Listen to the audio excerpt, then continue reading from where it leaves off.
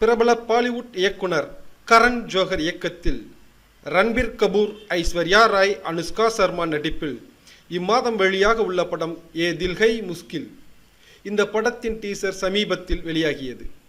டீசரில் ரன்பீர் கபூரும் ஐஸ்வர்யா ராயும் மிகவும் நெருக்கமாக இருக்கும் காட்சிகள் வருகின்றன. இது பாலிவுட் பட உலகில் பெரும் பரபரப்பை கிளப்பியுள்ளது. இந்த காட்சிகளை பார்த்து ஐஸ்வர்யா ராய் மீது அமிதாப் பச்சன் கடும் கோபத்தில் உள்ளாராம்.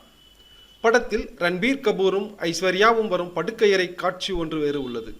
அதில் இருவரும் செய்யும் ஒரு வகை செயல் குறித்து அறிந்த அமிதாப் குடும்பத்தார் படத்தின் இயக்குனரை தொடர்பு கொண்டு அந்த காட்சியை நீக்கிவிட்டு படத்தை வெளியிடுமாறு கேட்டுக்கொண்டதாக முன்னணி நாளிதழ் ஒன்று செய்தி வெளியிட்டுள்ளது.